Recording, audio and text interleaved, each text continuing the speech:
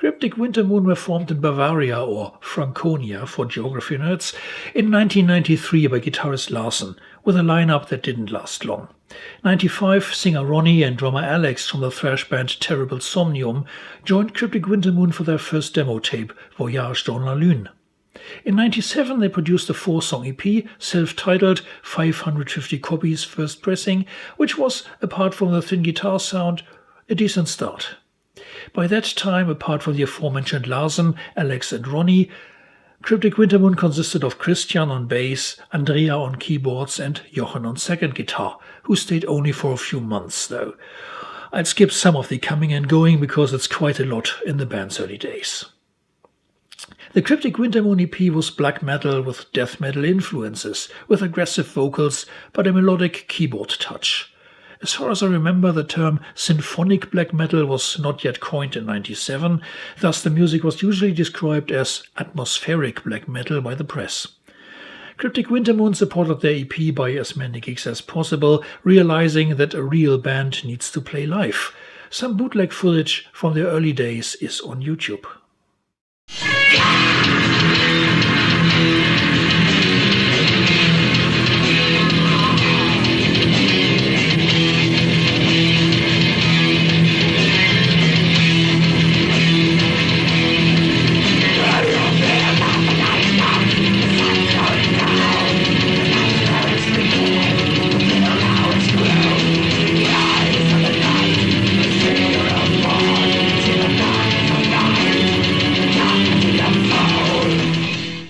The first time I heard about the band was when they were interviewed in a Blaze magazine number 21, 1998. CRYPTIC WINTERMOON described the difficulties of getting signed as a German black metal band because Germany was known then only for thrash bands like Sodom and Creator, while labels preferred to sign Scandinavian bands when they looked for new black metal bands. After they sharpened up their own creative ideas a bit, they were ready for their debut album in 1999, The Age of Cataclysm.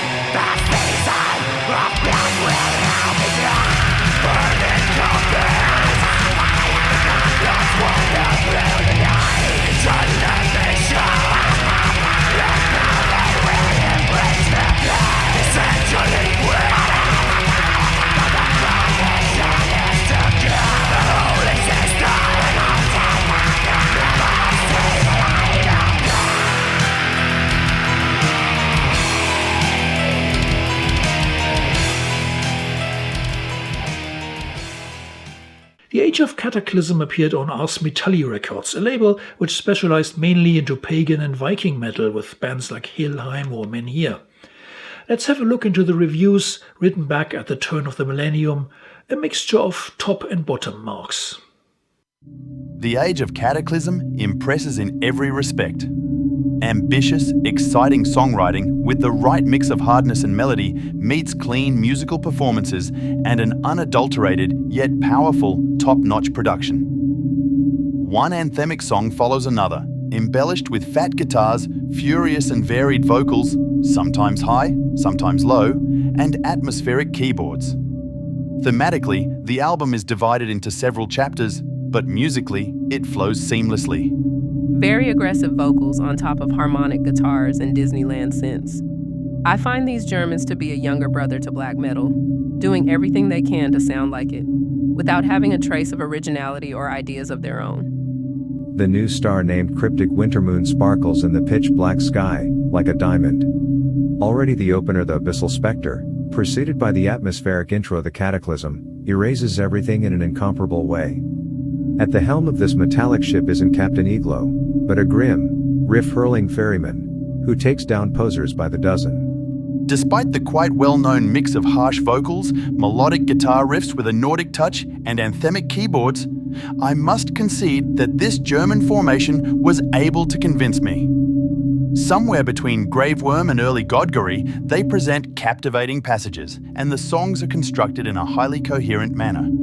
This is framed by a pleasant atmosphere that reminds me a little of the early days of the genre. CRYPTIC WINTERMOON are offering a huge load of slightly melodic black metal to you, which rules from beginning to end. In Blood of the Dragon, a melody similar to Riot's Sign of the Crimson Storm occurs, most likely just coincidence, but it shows the capability of the band to use good melodies without neglecting heaviness. This CD comes across as quite solid, albeit free from independent ideas. The keyboard plays a significant role in the sound of CRYPTIC WINTERMOON, supported by decent guitar riffs and a driving, but rarely fast, drumming.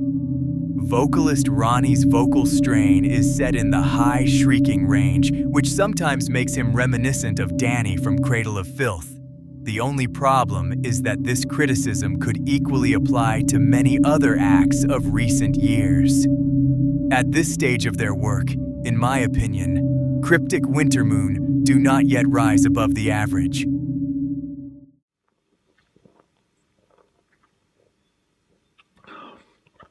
It's hot as hell in here, and sorry, but I need a few drinking breaks.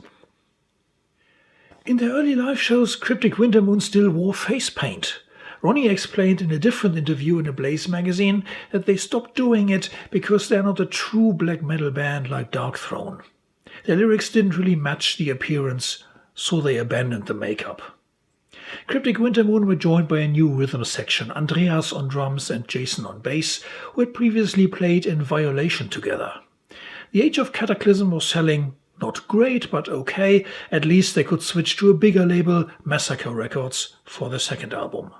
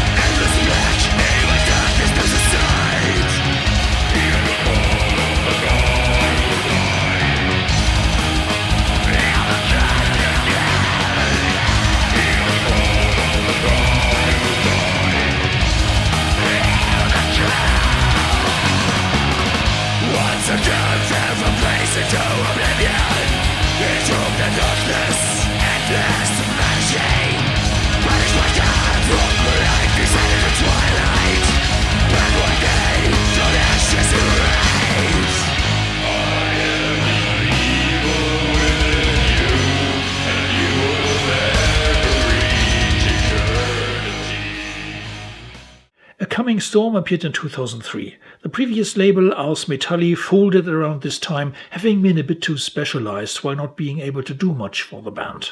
Massacre had a wider metallic range to sell and better distribution.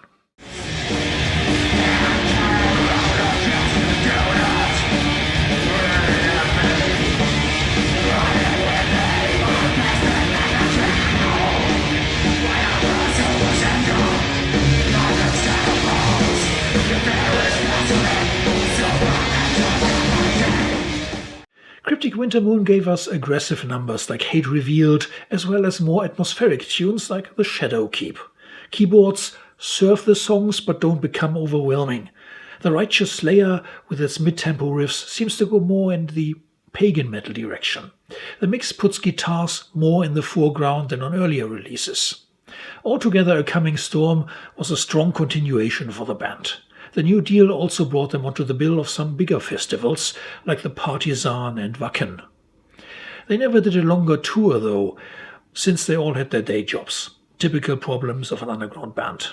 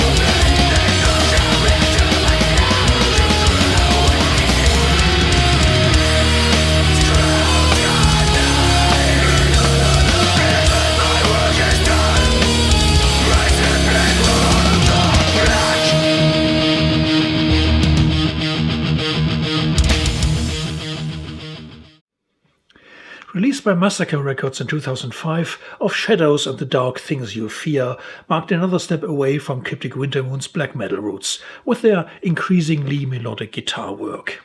My personal highlight is Bone Grinder 1916, a dark and powerful war epic. Once in the Wind-Blasted North takes us into the world of immortal kind of Viking tales, without any regret, showed they still can do really brutal tracks. However, songs like Synthetic God with its upbeat groove and Where the Oceans Meet Eternity featuring an almost cheerful sing-along chorus create the impression that the band had become a little too accessible by this stage. That isn't to say the approach translated into commercial success, quite fittingly giving the album's title Coming Events Cast Their Shadows Before.